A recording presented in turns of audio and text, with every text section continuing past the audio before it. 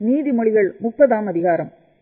யாக்கேயின் குமாரனாகிய ஆகூர் என்னும் புருஷன் ஈத்தியேலுக்கு வசனித்து ஈத்தியேலுக்கும் ஊகாலுக்கும் உரைத்த உபதேச வாக்கியங்களாவன.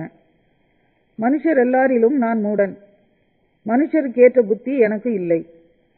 நான் ஞானத்தை கற்கவும் இல்லை, பரிசுத்தரின் அறிவை அறிந்து கொள்ளவும் இல்லை. வானத்துக்கு ஏறி இறங்கினவர் யார்?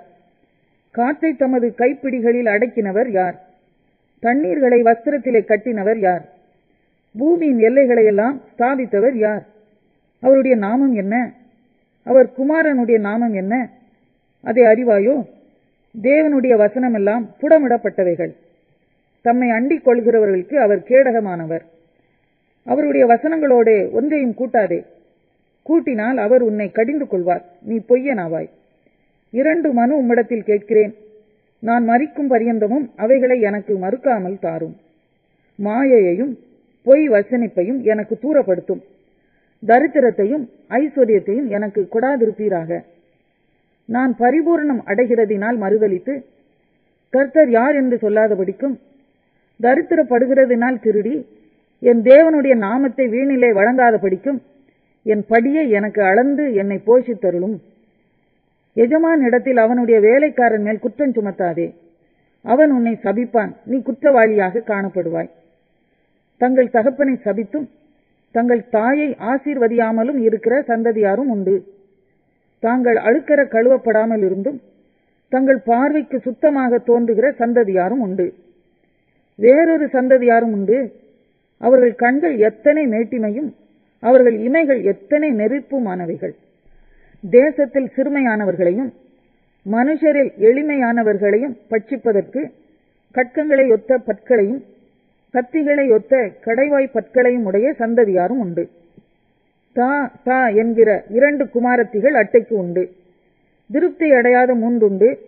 போதும் என்று சொல்லாத 4 உண்டு. அவையாவன பாதாளமும் மலட்டு கற்பமும் தண்ணீரால் திருப்தி அடையாத நிலமும் போதும் என்று சொல்லாத அக்கினியுமே. தகப்பனை பரியாசம் பண்ணி தாயின் கட்டளையை அசட்டை பண்ணுகிற கண்ணை நதியின் காகங்கள் பிடுங்கும், கழுகின் குஞ்சுகள் தின்னும்.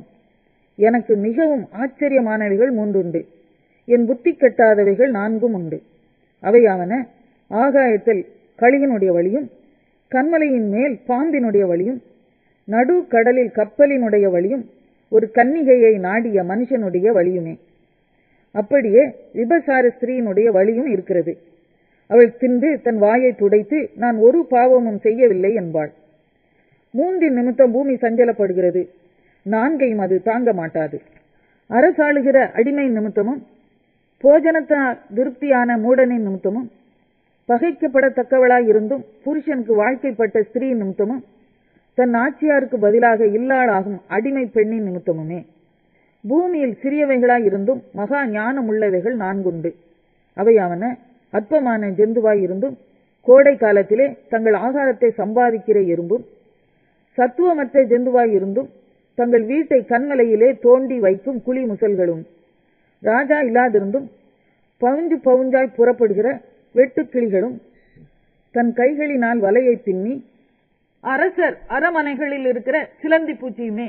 வினோதமாய் அடி வைத்து நடக்கிறவைகள் 3 உண்டு. வினோத நடையுள்ளவைகள் 4 உண்டு. அவையாவன மிருகங்களில் சௌரியமானதும் ஒன்றுக்கும் பின்னிடையாததும் ஆகிய சிங்கமும், போர்க்குதிரையும், வெள்ளாட்டு கடாவும், ஒருவரும் எதிர்க்கக்கூடாத ராஜாவுமே. நீ மேட்டுமையானதினால் பைத்தியமாய் நடந்து துர்சிந்தனை உள்ளவனாயிருந்தாயானால் கையினால் வாயை மூடு. பாலை கடைதல் வெண்ணெயை பிறப்பிக்கும், மூக்கை பிசைதல் இரத்தத்தை பிறப்பிக்கும். அப்படியே கோபத்தை கிண்டி விடுதல் சண்டையை பிறப்பிக்கும்.